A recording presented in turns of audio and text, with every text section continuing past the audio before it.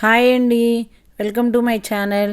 ఈరోజు మనం కారం వంకాయ చేసుకుందామండి. ఇది పప్పుచారులో, రసంలో, పప్పులో చాలా బాగుంటుంది. లేదు ఆ కొంచెం కారం వేసుకొని నెయ్యి వేసుకొని తిన్నా కూడా చాలా బాగుంటుంది.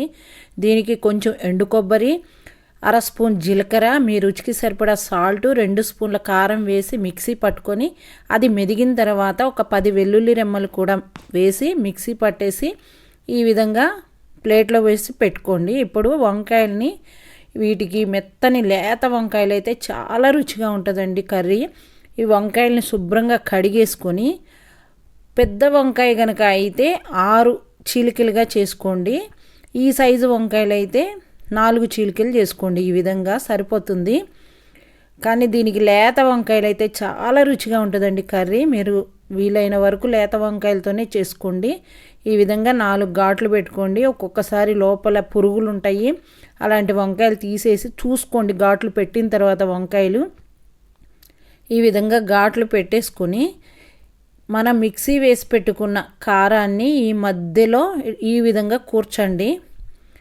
చూడండి, మీరు ఒకవేళ అంత కారం తినలేము అనుకున్న వాళ్ళు కొంచెం కారం తక్కువ వేసుకోండి. కానీ దీనికి కారం వేస్తేనే రుచి అండి, చాలా టేస్ట్ ఉంటుంది. ఈ విధంగా మధ్యలో అన్ని వంకాయలకి ఇదే విధంగా పెట్టుకొని చూడండి, అన్నీ చూసుకోండి ఒకసారి, లోపల పురుగులు ఉన్నాయో లేదో. అన్ని వంకాయలకి ఇదే విధంగా పెట్టుకొని ఇప్పుడు స్టవ్ పైన ఒక బాండీ పెట్టుకొని, దీనికి కొంచెం ఆయిల్ ఎక్కువే పడుతుందండి. ఆయిల్ ఎక్కువ వేస్తేనే బాగుంటుంది. నూనెగా వంకాయ బాండీ పెట్టుకొని నూనె వేసేసుకొని, ఈ నూనె కాగిన తర్వాత వంకాయల్ని మనం అన్నీ కూర్చిపెట్టుకున్నాం కదా కారము, ఈ కారం వంకాయని వేసేసి స్టవ్ని సిమ్లోనే పెట్టి వేయించుకోండి. హైలో పెడితే కారం మాడిపోతుంది.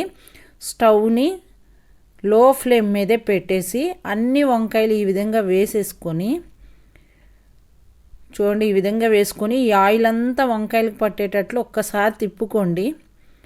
అటు ఇటు అన్ని వంకాయలు తిప్పేసుకొని, ఇది కొంచెం టైం పడుతుందండి. లో ఫ్లేమ్ మీదే పెట్టి చేసుకోండి. హైలో పెడితే కారం మాడిపోతుంది, కారం రుచే పోతుంది. ఈ విధంగా పెట్టేసి సిమ్లోనే పెట్టుకొని మూత పెట్టేసి మధ్య మధ్యలో తిప్పుకుంటూ వంకాయ మెత్తబడే వరకు వేయించుకోండి. చూడండి, ఇటువైపు కలర్ ఈ విధంగా మారిపోయింది కదా. ఇప్పుడు ఇంకో వైపుకి తిప్పుకోండి. ఇట్లా అటు ఇటు తిప్పుకుంటూ వంకాయ మెత్తబడే వరకు వేయించుకోవాలండి. అసలు చాలా సింపుల్ అండి ఈ కర్రీ అయితే. చాలా టేస్టీగా కూడా ఉంటుంది. ఈ కారం కొంచెం వేసుకొని నెయ్యి వేసుకున్నా కూడా చాలా రుచిగా ఉంటుంది. ఇట్లా మూత పెట్టుకుంటూ మధ్యలో తిప్పుకుంటూ వంకాయ మెత్తబడే వరకు చూడండి, ఇట్లా ఒత్తి చూస్తే వంకాయ మెత్తగా అవుతుంది.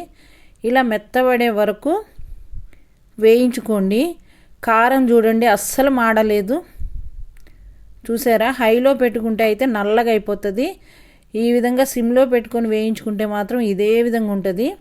ఇట్లా వంకాయలు ఉడికిన తర్వాత కొంచెం శనగపప్పు ఉంటాయి కదండి, పచ్చి శనగపప్పు, వాటిని వేసేసుకొని ఒక రెమ్మ కరివేపాకు కూడా వేసుకోండి. ఈ పప్పులు కారంలో తగులుతూ ఉంటే కటకట చాలా టేస్టీగా ఉంటాయి. ఒకవేళ మీకు ఇష్టం లేదు అనుకుంటే స్కిప్ చేసేసేయండి. వేసుకోవాలి, అది ఇంపార్టెంట్ ఏం కాదు. కానీ మా ఇంట్లో ఇష్టంగా తింటాం కాబట్టి నేను వేస్తాను. చూడండి, ఇవి వేగిన తర్వాత మనం మిగిలి ఉన్న కారం ఉంటుంది కదా, వంకాయలు అన్నిటిలో పెట్టంగా మిగిలి ఉన్న కారాన్ని వేసేసి స్టవ్ ఆఫ్ చేసేసుకోండి. ఆ వేడికే ఈ కారం మగ్గిపోతుందండి. మీరు ఇంకేమి స్టవ్ వేయించక్కర్లేదు. ఒకసారి తిప్పేసుకొని స్టవ్ ఆఫ్ చేసేసుకోండి. ఆఫ్ చేసుకొని ఆ వేడికి కారం అంతా మగ్గిపోతుంది. ఈ వంకాయని పప్పు వేసుకొని అన్నంలో నంచుకున్న, సాంబార్లో తిన్నా, రసంలో తిన్నా చాలా బాగుంటుందండి. లేదంటే ఆ కారం వేసుకొని కొంచెం నెయ్యి వేసుకొని తిన్నా కూడా చాలా రుచిగా ఉంటుంది. మీరు ఒకసారి ట్రై చేసి చూడండి. నా రెసిపీ కనుక మీకు నచ్చినట్లయితే నా ఛానల్ని సబ్స్క్రైబ్ చేయండి, లైక్ చేయండి, షేర్ చేయండి, పక్కనున్న బెల్ బటన్ని క్లిక్ చేయండి.